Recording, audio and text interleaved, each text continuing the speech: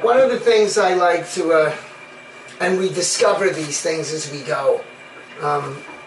You know, a lot of talk about the comprehensive level that this health life can take on, and it's far more important than just staying in shape and not getting head colds and not getting wrinkles. And there is a beautiful quantum physics-like parallel to so many of the facets of the health game as we play it and as we speak it. And one of my favorites is the following. And we know in quantum physics how they constantly speak about what happens in a little microcosmic part of the planet or in a microcosmic cell on a human's body mirrors the entire cell. It mirrors the entire body, the entire being. And so just as each individual has their own individual life, the way we all live actually speaks of the whole worldview and how the world functions as a whole. And one of the really interesting things that just popped up while speaking to someone, the person I was speaking to and I kind of discovered it together, is how we're taught in school, 5th grade, 6th grade, 7th grade, that astronomers and people who study the heavens, people that study the planetary bodies, NASA, the people that study space travel, that study other galaxies, that study other solar systems, how the study of this is far more advanced and it's far more understood than the study of aquatics, the study of the base of the ocean floor, or the study of the center of the earth. That humans know much more about the sky, the heavens, the heavenly bodies than they do about the floor of the ocean and the center of the earth. And what a beautiful quantum physics parallel to how we live our life, in that we spend a lot of time on the outside. We're all dealing with the outside, the conscious mind, the size of the house, the size of the car, the prettiness, the hairstyle, the clothing. How does everything look to the people looking at me? I have to be in shape because I'm going to a wedding. How much does he make? He comes from a good family. All these terminologies which really are people spending their entire being looking at the outside and dealing heavily with the outside, while very little attention is paid to the physical or the emotional, the spiritual, the psychological workings of what is within. So just as the planet, which is our home, which is part of our being, as they say in Shintoism, it's part of the God. The planet we're on is less known within itself to us than up in the heavens. We spend more attention looking out than we do looking in. And it's a mirror for how we live our life. It's a true mirror for what goes on with people. And it's something that I think needs to change, because we can only really be in control. We only really know that which is within us. And it's from within us that all our empowerment or our ability to be effective comes from.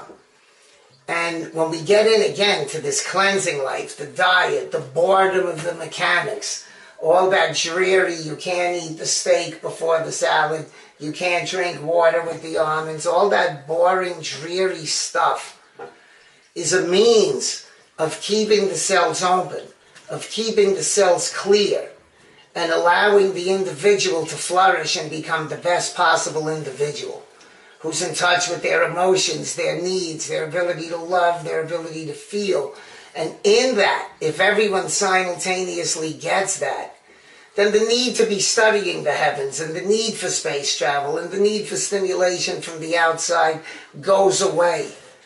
Because if there is a Shangri-La, it comes from within the being. Just as Antoine Beauchamp says, all health, all sickness comes from within the being. So it's just interesting to note that while a lot of this stuff seems picayune and small and kind of detail-driven, the scope of where it goes is once again huge. Want to take a peek at a concept that I find fascinating, that every now and then you'll hear an allopathic physician use, the great Fred Bishey on Staten Island speaks about this often, is the idea of necrotic tissue. Did we do this, Yoshi? This is necrotic tissue is a very intriguing concept. Turn on that. Necro, Latin for death, all right, dead. Necrotic tissue is tissue in the body that is actually dead. There are dead cells and organs in all of us.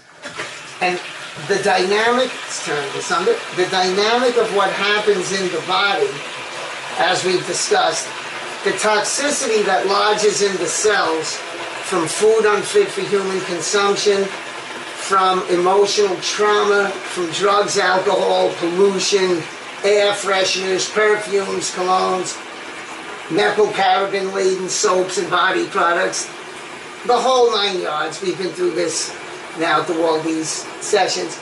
All this residue locks in the cells, and what actually happens, a given organ ends up getting filled to a given degree with matter that then turns the organ necrotic, meaning dead.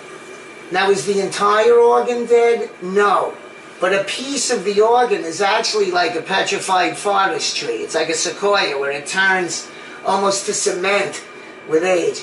There are organs in normal people's bodies, and this is basically everyone, where pieces of the organ have so become filled with gas and waste that the organ is said to be in part necrotic, meaning if your liver is X, 18% of X is necrotic tissue. That means it's dead, it's hanging on. It's like a dead tooth in your mouth. But as long as enough of the liver can function, the person goes through their life seemingly okay. Now, when we look at what's going on, the organs as we age are filled with partial necrosis. There's necrotic matter in almost every organ in an elderly person's body. Hence, the old person's inability to walk, to stand up straight, to breathe well. All the breakdowns that occur as death infiltrates the body. So the necrotic tissue in a 25-year-old, maybe 2%, if at all, 3% in a given organ, the organ functions fine, the person's okay. But literally, it's like a science fiction movie. It truly is like a science fiction movie. That as the toxicity permeates a given organ, said organ then collects enough necrosis so that now the body's ability to live and function is greatly hindered because said organ cannot perform its bodily functions. So when we hear the terms, which we will hear in allopathic medicine, I was told this about my mom before they removed one of her kidneys, you'll hear the following terminology from a medical doctor, an x-ray technician. He's using only 10% of his kidney. Only 10% of the liver is functioning. 30% of the pancreas isn't functioning. Now, to us, that just kind of means, well, it's kind of like, you know, there's some type of machine and it's only going 70% capacity. But what it really means is that they're looking at an x-ray and they can see that 30% of an organ is like a petrified forest. It's cement. It's impacted with death. That the rot of years of bad eating and the residue, if it's the liver especially, of alcohol and drugs and metals and emotions is so lodged in the organ that a part of the organ is like gray and stone. So picture a soft pink lung with about a 20% chunk of black gray stone. That's what's going on in living people. The older the person is, the more necrotic the tissue is. Hence the bad body odor we see from people who are sadly overweight or older. There tends to be body odor because the necrotic tissue, the smells of it are passing through the skin. So while we may be asymptomatic in our lives and while we may not know we have illnesses, if we're over 40 and we've grown up normal American, we are filled with, slightly necrotic organs. So that what actually happens when we get into the diet and the juicing and all the things we've discussed, all the banal diet rules, what we're actually doing is we're doing a resurrection. We're doing the work of Jesus. Because as we clean out the organ enough and hard enough and properly, as we remove matter from the bowel gets cleansed, the other organs then will dump their poison into the now clean bowel. As that process continues and the poison is removed and removed and removed, we take the necrotic matter, the rot, the poison out of the organ will then regenerate itself. If we clean enough, the liver that's 3/4 there will get another quarter. It'll regenerate itself through the cleanse. This is a phenomenal concept, how we're in essence like divine spirits. And it is known, if a person has an accident and loses a little piece of their liver or any organ, the doctors will tell you, if you're young and strong, you'll grow it back. The cells will regenerate. The body's ability to keep itself alive is over the top. Now, when we get into cleansing, where it doesn't happen from an accident, but it happens through organic error, years of bad diet, alcohol, drugs, repressed emotions, the whole 9 yards. As we get into the cleansing of the organ will then allow the body to regrow itself. It's truly arising from the dead. And that's what the cleansing life can do. It can take an organ that's partially dead and bring it into a space of life. And again, when we look at this work, it's the true work of the planet to keep itself alive and to keep itself healed. And when we think about people in their 80s and 90s who are alive, and again, we're not trying to be mean, cruel, or facetious, but for want of learning, if we pictured a nude beach of 80 and 90-year-old people, you'd see a lot of hanging bodies. There'd be a lot of pale, veiny, hanging flesh, bent over people, tissue just hanging to the knee. And that's all because the necrotic organs, the organs that are partially dead, cannot function to a degree to allow oxygen and nutrients into the being, and the body hangs. So the cleansing life is about resurrection. And when we talk about getting into this, we talk about not only raising the physical body, but in the healing of the organs, in the removal of the necrotic tissue, we bring back the spirit. We bring back the ability to love.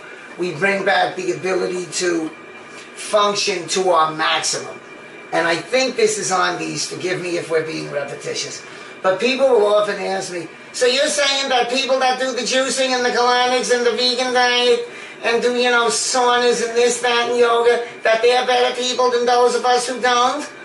And the answer is no, no one's saying that. What we can say with a certainty is the following. It's pretty clear to everybody that we all come into this life with a given size bucket of potential. There are people, you can see it in grammar school, they're alpha people, they're cuter, they're stronger, they're smarter, they're born leaders. People come into into human life, there is a kind of potential, a big bucket of human potential and effectiveness that we're all kind of given, it seems. And certain people, even if they make bad choices dietetically, drug-wise, chemical-wise, they can still be amazing human beings because they just came in with an amazing bucket of potential. The way we like to look at it is this. No one's saying anyone who lives this life is better than anyone else because nobody knows what each individual's potential for excellence is. But what we can say with a certainty is the following.